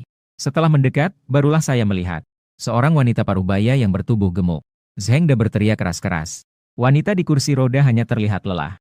Ekspresinya penuh dengan kebingungan. Dia bahkan tidak bisa berdiri untuk membalas. Ibu, gadis itu melangkah maju dan menggenggam tangan ibunya. Suaranya sedikit bergetar. Wanita itu merasakan sentuhan yang familiar dan sedikit tersadar. Barulah dia menyadari bahwa itu adalah putrinya. Ketika melihat seorang anak laki-laki asing yang juga berdiri di sampingnya, dia tertegun sesaat. Namun, dia tetap menjawab. Pemilik rumah menyuruh kami segera pindah. Wanita parubaya melihat dua pemuda. Situasinya tidak berkurang sama sekali. Kenapa kamu menganggap dirimu begitu menyedihkan? Ini sebenarnya adalah rumah saya. Wanita itu dengan putus asa membantah. Tapi sewa belum berakhir. Kami semua belum siap. Aku diam-diam mendengarkan mereka berbicara beberapa kalimat. Lalu aku mengernyitkan dahi dan bertanya. Apakah ada kontrak? Mendengar ajakan itu, gadis itu akhirnya teringat sesuatu. Ada. Sudah ada, ambilkan. Sambil berkata, aku diam-diam mendorong kursi roda ke tempat yang teduh di sampingku. Wanita parubaya tetap dengan nada yang sangat tajam. Ini ada hubungannya denganmu? Aku hanya melihatnya dengan wajah datar. Itu adalah mertuaku. Kamu bilang ini ada hubunganku? Mendengar kata-kata ini, wanita parubaya untuk sesaat tidak tahu harus berkata apa. Melihat aku yang sedang membawa sebuah kantong sayur, dia semakin percaya. Secepatnya gadis itu keluar dari rumah. Saya menerima kontrak itu. Saya pun sama. Saya memeriksa dengan seksama. Tetapi ternyata masih ada makanan. Tapi masa sewa masih ada lebih dari 6 bulan. Melihat template kontrak ini, pasti menggunakan agen. Diperkirakan orang ini menemukan penyewa dengan harga lebih tinggi. Dan merasa bahwa ibu dan putrinya mudah untuk ditindas. Jadi mereka membuat masalah ini. Saya tidak berani membayangkan jika gadis yang polos itu tidak mengenali dirinya sendiri. Harus bagaimana menghadapi situasi seperti ini. Kemudian saya melihat kontrak dengan ekspresi tanpa emosi dan berkata, pindah bisa. Namun bayar denda pelanggaran kontrak. Di sini tertulis 30% dari total harga kontrak. Seketika wanita parubaya itu tampak semakin menjengkelkan. Apa yang kamu ketahui, anak kecil? Saya hanya tersenyum dengan tenang terhadapnya. Tante, saya justru mempelajari ini. Kamu bisa menindas mereka yang tidak mengerti. Tapi bermain seperti ini di depan saya tidak akan berhasil. Saya tetap menyarankan kamu untuk mempertimbangkan dengan baik. Melihat lawan bicara tertegun di sana, saya kemudian mengubah nada suara yang tajam sebelumnya menjadi jauh lebih lembut. Anda kekurangan uang dan ingin menyewakan kepada yang menawar lebih tinggi. Kami juga mengerti. Tapi semua orang tidak mudah. Bukankah baik untuk saling memahami? Kalau tidak, kita bertemu di pengadilan nanti. Kenapa harus begitu? Ketika masa sewa selesai, kalian harus pindah. Siapapun yang disewakan, tidak akan membiarkan kalian tinggal di sini. Wanita parubaya meninggalkan kata-kata tajam terakhir. Dia segera membalikkan badan dan pergi dari sini. Gadis itu mengingat kata-kataku barusan. Selalu merasa sedikit akrab. Malam itu ketika Chen Lu membantuku keluar dari situasi. Sepertinya juga menerapkan lembut dan tegas seperti itu. Benar-benar hebat. Tidak heran aku sering terjerat olehnya. Juga tertipu untuk mengenakan pakaian seperti itu. Tunggu sebentar. Apakah dia barusan memanggil mertuaku? Seketika, wajah gadis itu tiba-tiba memerah sampai belakang telinga. Menundukkan kepala dan merasa malu untuk berbicara. Tapi tetap saja dengan susah payah mengucapkan terima kasih. Aku melihat Xiao Sunfang dan berkata sambil tersenyum. Tante, apakah kamu baik-baik saja? Nanti jika bertemu orang seperti ini, jangan pernah mengalah padanya. Wanita itu melihat pemuda di depannya. Sangat berterima kasih. Tidak apa-apa, tidak apa-apa. Terima kasih banyak padamu. Seorang wanita parubaya yang bahkan tidak bisa berdiri. Membawa putrinya sendiri. Menghadapi situasi seperti ini di kota yang asing. Tidak mungkin jika dikatakan tidak merasa tak berdaya. Itu seharusnya. Liang Zirou biasanya juga banyak membantuku. Saat ini, Xiao Sunfang mencoba bertanya. Apakah kamu bernama Chen Lu? Tiba-tiba aku merasa sedikit terkejut. Tante, apakah kamu mengenalku? Xiao Sunfang tersenyum dari sudut matanya yang penuh kerutan. Aku sering mendengar putriku menyebut namamu. Ternyata kamu adalah anak yang baik. Bagaimana bisa baik? Ibuku setiap hari ingin mengusirku keluar. Aku menyerahkan tas belanja yang ada di tanganku kepada gadis di sebelahku. Mengatakan dengan serius. Ayo pergi, kejar. Jika ada apa-apa, hubungi aku. Saya segera datang. Gadis itu menatapku dengan penuh perhatian. Kata-kata untuk menahan diri terlintas di bibirku tapi terhenti. Hanya bisa diam-diam melihat bayanganku. Dengan sedikit cemas, mengulurkan satu tangan. Melihat putrinya yang ragu, Xiao Sunfang mulai bicara. Ayo tinggal dan makan bersama. Cobalah masakan putri saya, Zirou. Aku menolehkan kepalaku. Tepat melihat tangan gadis yang terulur. Pertama-tama sedikit bingung. Kemudian tersenyum tipis. Baiklah. Melihat aku setuju. Ibu dan putrinya cukup bahagia. Namun juga sedikit tegang. Lagi pula, ini adalah pria pertama yang dibawa gadis itu ke rumah. Dan rumahnya juga sangat sederhana. Gadis itu membuka pintu. Aku pun dengan sukarela mendorong kursi roda masuk ke dalam kamar.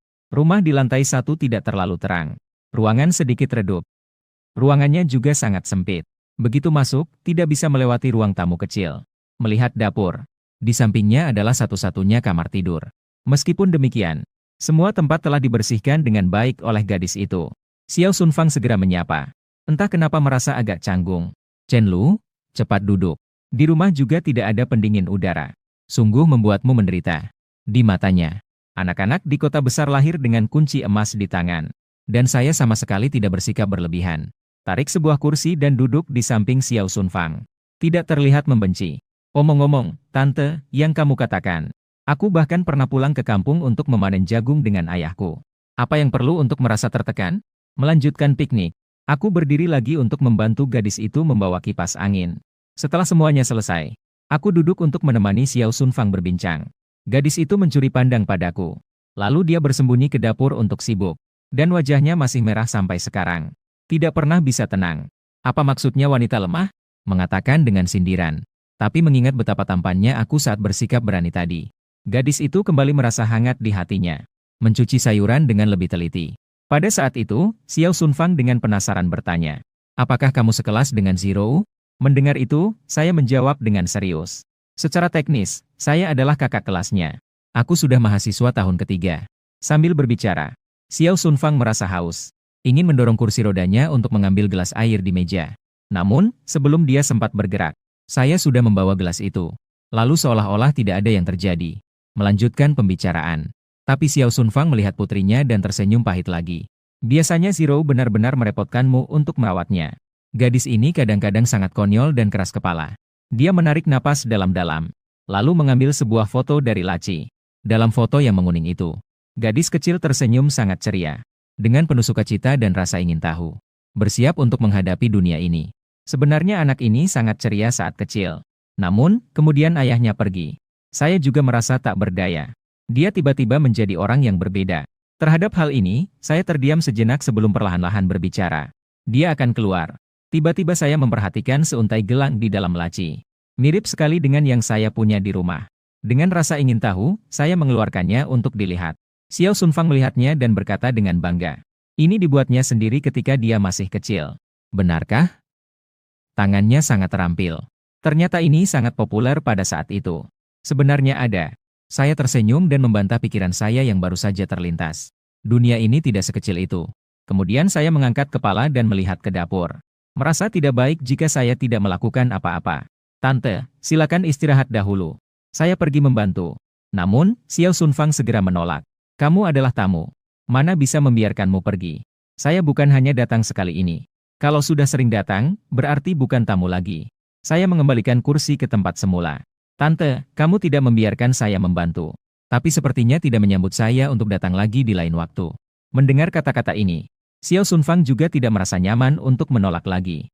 Dia hanya bisa tersenyum melihatku berjalan ke dapur. Ketika aku baru saja masuk, aku merasa seperti masuk ke dalam uap. Dapur kecil itu juga sangat sempit. Terasa pengap hingga aku hampir tidak bisa bernapas. Gadis itu mengenakan celemek. Dia sedang memotong sayuran dengan serius. Dia sama sekali tidak menyadari bahwa ada seseorang yang mendekat. Seperti yang diketahui banyak orang. Gadis yang mengenakan celemek memiliki pesona yang khas. Wajah samping gadis yang cantik membuatku merasa sedikit melamun. Seperti saat duduk di kursi samping hari ini. Dan kemudian membeli tiket pertama bersama. Ada rasa seolah kita hidup bersama. Entah kenapa, membuatku ingin membawanya pulang. Aku berjalan menuju gadis itu. Sedang melakukan apa? Ah! Gadis itu terkejut. Tubuhnya mundur ke belakang. Dan kebetulan dia terjatuh ke pelukanku. Saya juga tercengang. Merasa bahwa gadis di pelukanku itu lembut. Memeluknya pasti sangat nyaman. Meskipun gadis itu sedikit berkeringat. Bahkan beberapa helai rambut menempel di pipinya. Tapi dia masih memiliki aroma tubuh yang sangat harum. Dia terlihat bahkan sedikit menggoda. Sayangnya, kebahagiaan itu tidak bertahan lama. Setelah gadis itu kembali sadar, dia segera berdiri tegak. Sambil memerahnya wajah, dia merapikan poni. Aku hanya tersenyum dan berkata bahwa kamu kembali menguntungkan dirimu sendiri. Lain kali harus membalasnya padaku.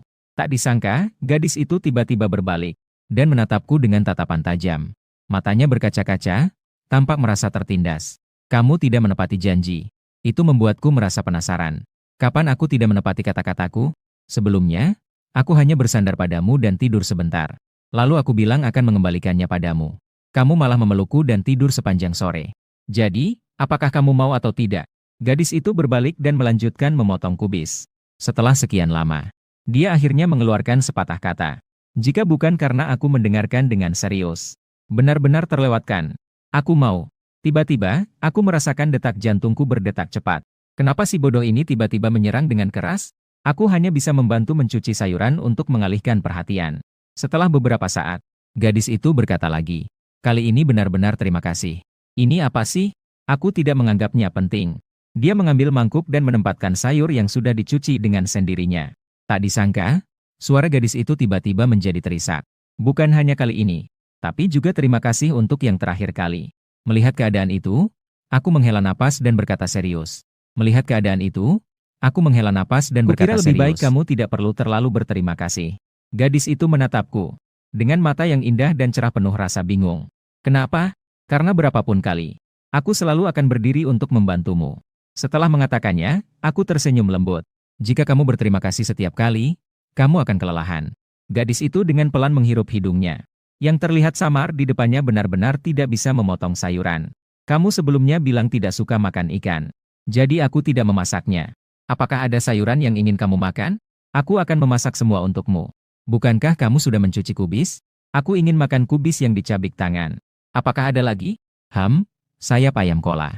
Gadis itu mengusap tangannya dengan celemek dan berkata, aku akan pergi membelikanmu sayap ayam. Namun, aku segera maju dan menahannya. Aku hanya bercanda. Apapun yang kamu masak, aku pasti suka. Gadis itu baru mengangkat kepalanya. Dia dengan diam-diam menatap mataku. Benar-benar serius. Melihatku mengangguk. Gadis itu baru kembali dengan jujur ke meja potong. Dia bertanya dengan penasaran. Kenapa kamu selalu bisa membuat orang lain pergi? Karena orang-orang itu tidak tahu malu. Jika mereka merasa bisa mengintimidasi, mereka akan terus melakukannya. Gadis itu mendengarkan dengan serius. Dia berniat untuk belajar sedikit. Namun, dia mendapati aku terdiam setelah separuh kalimat.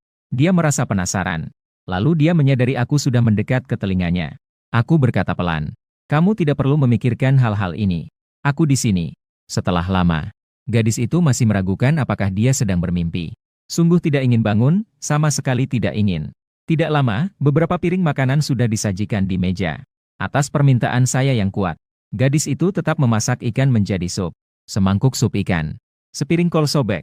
Masih ada terong merah yang direbus. Dan terong rebus kecap itu saya buat sendiri. Makanan malam ini bagi gadis itu sudah dianggap sangat mewah. 3 orang duduk mengelilingi meja kecil sambil makan bersama. Namun gadis itu semakin merasa tegang di dalam hatinya. Dia sebelumnya tidak pernah berpikir bahwa dia akan makan bersama ibunya dengan lelaki lain. Gadis itu menundukkan kepala dan tidak berani bicara. Takut ibunya akan mengatakan sesuatu padanya. Tadi di dapur, kontak intim yang terjadi tanpa sengaja. Hingga sekarang masih membuat pipinya memerah. Saya mendorong masakan yang saya buat ke depan Xiao Sunfang. Ayo Bibi, coba masakan yang saya buat. Anakku. Xiao Sunfang terus mengomel. Namun wajahnya tetap menunjukkan senyuman yang bahagia. Mengambil satu suap dan mencobanya. Segera ia mengangguk cepat. Gadis itu juga diam-diam mengambil satu suap. Lalu dengan cepat mencuri satu suap lagi. Namun gadis itu menyadarinya. Saya hanya mencurahkan 2 sendok sup ikan di atas nasi. Apakah kamu tidak suka makan ikan? Tidak suka. Kenapa? Ada duri. Lalu, apakah kamu suka makan ikan yang tidak ada durinya? Juga tidak suka. Gadis itu bingung dan tidak bisa menahan diri untuk bertanya lagi. Kenapa? Ikan yang tidak berduri tidak enak. Xiao Sunfang melihat keduanya dengan senyuman di sudut matanya. Kalian berdua saling berbincang. Dalam hati, ia kembali merasa terharu. Inilah kehidupan yang seharusnya dimiliki seorang putri di usia ini. Namun saya merasa diri saya sudah makan dengan cepat. Tapi di dalam mangkuk saya masih ada sayuran terus-menerus. Mengangkat kepala. Ternyata saya melihat gadis itu sedang menyuplai makanan untuk dirinya sendiri.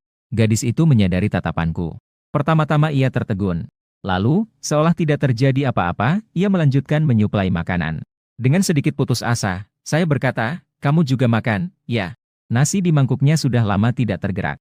Namun saat itu, gadis itu keras kepala seperti anak sapi. Ia kembali menyuplai makanan dan menuangkan sup. Setiap kali saya ingin menolak, saya selalu melihat mata gadis itu berkedip. Hatiku langsung melunak. Ada sesuatu yang salah. Apakah orang bodoh ini mulai mencari kelemahan dirinya? Setelah beberapa saat, saya benar-benar tidak bisa makan lagi. Lalu saya segera menghentikan tindakannya yang seperti memberi makan babi. Apakah kamu tidak suka makan masakanku? Saya secara tidak sadar mengucapkan. Suka? Aku bahkan ingin memakannya setiap hari. Mendengar itu, Xiao Sunfang pun bercanda. Kau bisa memintanya untuk memasak untukmu setiap hari di masa depan. Ini juga membuat gadis itu menjadi cemas. Setelah makan dan mencuci piring, kami mengobrol sebentar. Saya melihat bahwa sudah hampir pukul 9 malam. Saya segera bangkit untuk pergi sebelum telepon ibuku datang. Saya berdiri untuk berpamitan. Tapi gadis itu keluar untuk mengantar saya. Tidak bisa digusur pergi. Lorong yang masih gelap di sore hari. Saat itu, lampu jalan mulai menyala. Kami berjalan beriringan dengan pelan. Hanya saja kami berdua tidak berbicara. Akhirnya, gadis itu menjepit bibirnya. Dengan tegas dia bertanya, "Apakah kamu tidak bahagia?" Saya berpura-pura terkejut dan melihat gadis di samping saya. "Oh, jadi kamu bisa melihat ini. Maukan kamu makan permen?" Saya mengambil permen buah dari tangan gadis itu dan memasukkannya ke mulut. Rasakan aroma manisnya. Saya tidak merasa tidak bahagia. Hanya saja saya belum siap untuk dewasa. Tidak perlu khawatir. Kamu sangat hebat. Dan juga, saya menoleh dan melihat gadis itu. Dan aku akan menemanimu. Setelah itu, suasana menjadi hening. Setelah pernyataan itu, suasana menjadi hening. Gadis merasa agak aneh. "Kenapa kamu terus berjalan sedikit lebih lambat dariku?" Dengan begitu, seluruh tubuhmu ada dalam pandanganku. Jika ada situasi darurat, akan lebih mudah untuk mengatasinya. Segera setelah itu, saya berdiri di tempat dan berkata, "Sudah sampai sini saja. Cepatlah pulang." Sampai sosok laki-laki itu menghilang di bawah lampu jalan. Benar-benar menghilang. Gadis itu baru saja berbalik pergi dengan enggan. Keesokan harinya, saya masih terus menikmati sarapan yang dibawa gadis itu. Tiba-tiba saya menyadari, jumlah pertemuan kita semakin sering. Dan rasanya cukup baik. Setelah berpisah dengan gadis itu di sore hari, saya baru saja kembali ke asrama. Saya melihat Jiang Chao terbaring telentang di kursi. Dia juga terlihat sangat kehilangan semangat. "Dia ada apa?" Teman sekamarku menghela napas dan berkata, ayahnya memaksanya untuk mengubah pilihan jurusan. Mendengar itu, saya mengangkat alis dan berkata, "Bos, anjing tua. Apa impian awal Anda?" "Aku ingin memulai bisnis membuat game." Aku berpikir sejenak. Terus berbicara tentang jenis game tertentu. Tidak membutuhkan banyak investasi. Tidak perlu beban kerja yang besar. Asalkan kamu percaya bisa membuatnya menyenangkan, itu sudah cukup. "Apa itu?" Saat itu, aku membuka sebuah platform game terkenal. Aku menunjuk layar komputer ke Roguelike. Tiba-tiba, mata Jiang Chao terbelalak lebar. Di detik berikutnya, dia mendorong pintu dan keluar. Hanya meninggalkan satu kalimat. "Aku akan mengambil langkah pertama." Setelah itu, aku berbaring di kasur. Menatap langit-langit dengan kosong. Mahasiswa Fakultas Hukum memulai bisnis membuat game. Itu luar biasa. Namun, ini juga memberiku sinyal. Segera giliran hidupku untuk membuat pilihan. Tiba-tiba, kata-kata bodoh gadis itu terngiang di telingaku. "Aku akan menemanimu." Aku perlahan mengambil ponsel. Mengirim pesan kepada gadis itu. "Apa yang sedang kamu lakukan?" Kali ini, gadis itu tidak membalas secepat biasanya. Namun saat itu saya menerima pesan dari Mo Yuking. Beberapa hari yang lalu, ibu saya berkata kepada saya, dia akan kembali dari luar negeri. Namun, keluarganya menemukan dia menyelamatkan. Akhirnya, saat pulang, saya menyadari bahwa dia telah berbohong kepada saya. Saat itu saya benar-benar sangat sedih. Ketika saya melihat pesan ini, saya tidak menghiraukannya. Namun, setelah setengah jam, Mo Yuking mengirimkan pesan lagi. "Jika kamu tidak menghiraukanku lagi, aku akan memberitahu ibumu." Setelah lama, saya perlahan-lahan mengirim sebuah pesan. "Saya benar-benar lelah, saya ingin melupakanmu." Kemudian saya terus menatap ponsel sambil melamun. Akhirnya saya menerima pesan dari Liang Xirou. "Maaf ya, tadi saya lupa memberitahumu. Saya merasa kamu mulai bosan minum bubur. Jadi saya pergi membawakanmu baozi. Jika kamu bosan makan ini, beritahu saya. Aku akan mengubahnya untukmu. Hadiah untukmu tukar. Tapi sarapan tidak boleh dilewatkan." Melihatnya, saya tersenyum lega. Lalu saya mengetuk layar sedikit untuk merespons. "Baik." Keesokan paginya, saya mengambil ponsel dan saling mengucapkan selamat pagi dengan Liang Ro. Sekalian saya tanya isi dari baozi yang dia buat. Akhirnya saya tiba-tiba menemukan sesuatu yang menarik. Mo Yuking bahkan mengirim pesan selamat pagi untuk dirinya sendiri. Saya pikir sejenak dan lebih baik menganggapnya tidak terlihat. Saat itu juga, Jiang Chao memotong pikiranku. "Apakah kamu ingin memulai usaha bersama saya?" Melihat tatapan tegas Jiang Chao, saya tetap menolak. Aku akan memikirkannya lagi. Setelah itu, saya pergi ke lapangan. Bersiap untuk melihat latihan terakhir dari kelompok teater. Ketika saya tiba, Liang Xirou sudah menunggu di sana cukup lama. Ini membuat saya sedikit terkejut. Sepertinya ini adalah pertama kalinya saya datang begitu larut. Ketika gadis itu melihat sosok saya, dia segera berlari ke depan saya. Dia memberikan sarapan yang dibawanya. Kemudian saya mulai makan sarapan tersebut. sambil menemani gadis itu menonton latihan kelompok teater. Gadis itu juga dekat sekali di samping saya. Menundukkan kepala. Saya merenungkan kata-kata yang diucapkan Jiang Chao kepada saya. Tiba-tiba dia berkata, "Leung Chiao." Gadis itu segera berbalik dan melihat. Dia juga tidak bertanya apa yang ingin saya lakukan. Dia sangat sabar dan siap untuk mendengarkan. Saya bertanya dengan suara rendah. Apa mungkin saya sebenarnya memiliki banyak kelebihan? Gadis itu mengangguk sedikit dan dengan suara pelan berkata, "Banyak rasa." Meskipun gadis itu tidak berani untuk terus melihat saya. Tetapi nada suaranya sangat serius. Setelah mendengarnya, saya tidak bisa menahan senyuman di bibir saya. Suasana hati saya langsung membaik. Begitu saya memikirkannya, saya tersenyum nakal dan melihatnya. "Oh ya, hari ini hari Sabtu. Guru Liang, Anda harus pergi mengajar les sekarang."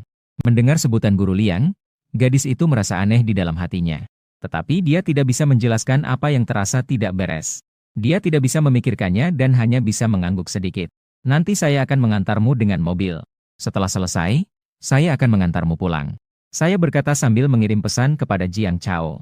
Meminjam Mercedes E300 miliknya. Pesan itu baru saja dikirim dan langsung mendapat balasan oke. Gadis segera membuka mulutnya dan berkata, "Tidak perlu repot-repot, saya bisa sendiri." Namun, dia melihatku dengan ekspresi acuh tak acuh. Gadis itu hampir mengucapkannya tetapi menahannya. Bagaimanapun, meskipun tidak setuju, akhirnya akan terjebak juga dalam omong kosong. Lebih baik menyerah dari awal. Aku menunjukkan senyum yang puas. Ini lebih tepat. Para ahli menyarankan agar kamu sebaiknya kurang melawan. Jika tidak, semakin kamu melawan, semakin aku bersemangat. Gadis itu menggeletar hebat. Telinganya memerah. Dia memandangku dengan sedikit merasa tertekan. "Kamu lagi-lagi menggangguku. Siapa yang menyuruhmu untuk diganggu?" Masih saja diam tanpa membalas. "Ya, selama kamu tidak bisa belajar, aku akan terus mengganggumu." Gadis itu menoleh dan berpura-pura mengerti. "Oh, begitu ya."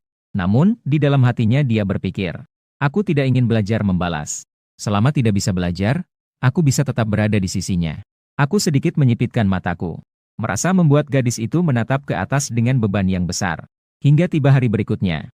Akhirnya, perayaan malam sekolah pun tiba sesuai janji. Di depan panggung besar, orang-orang berkerumun. Liang Ziro duduk terpaku di sebelahku. Dia terpesona oleh panggung dan lampu-lampu warna-warni di depannya, yang menarik perhatiannya. Saat itu, aku mendekatkan diri ke telinganya dan bertanya, "Apakah menurutmu itu bagus? Aku belum pernah melihatnya sebelumnya." Aku melihatnya yang terlihat serius dan penasaran, sangat imut. Tanpa sadar, aku tersenyum. Tapi kemudian aku berpikir, gadis ini sebenarnya belum banyak melihat dunia. Tiba-tiba, aku merasa sedikit sedih. Beberapa menit kemudian, Liang Ziro mendekat. Dia mengeluarkan sebotol air mineral dari tas kanvasnya. Dan setelah membukanya, dia dengan lembut bertanya, "Apakah kamu haus? Aku membawakanmu air." Saat aku baru saja menerimanya. Di detik berikutnya, aku hampir saja dijatuhkan oleh Jiang Chao yang sedang mabuk. Aku mengumpat dan menoleh ke arah Jiang Chao. Dan dia masih melihat panggung sambil berbisik, "Mo Yuking." Ketika saya dan Liang Ziro mendengarnya, kami tertegun sejenak. Gadis itu terbangun dan tidak berkata apa-apa. Dia hanya diam-diam membantuku menutup botol. Lalu dia mengeluarkan tisu untuk mengelap air di bajuku. Dengan cepat, pandanganku kembali ke Liang Ziro. Melihat itu, saya berkata pelan, "Terima kasih, Kang." Liang Ziro mengangkat kepalanya dan melihat senyum lembutku. Seketika, hatinya terasa lebih tenang. Bahkan dia sendiri tidak tahu mengapa. Mengapa hatinya terasa tertekan seperti ada batu. Saat itu, penonton di sekitar semakin fokus.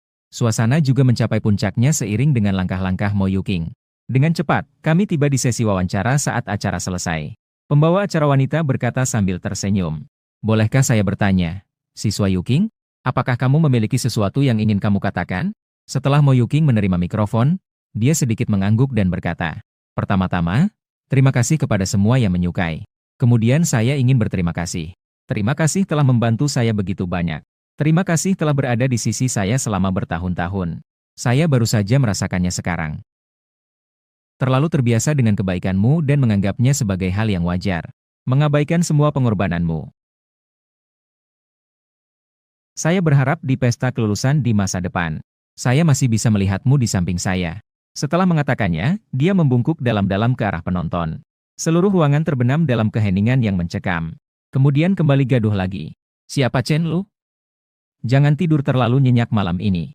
Ini adalah dewa saya, Chen Lu dari kelas berapa? Selesai. Ayo kita pergi." Dalam perjalanan, saya mengemudikan mobil membawa Liang Ziro pulang.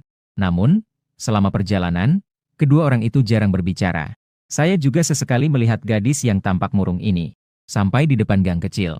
Gadis itu perlahan membuka sabuk pengamannya. Dia melambaikan tangan ke arah saya. Aku pergi.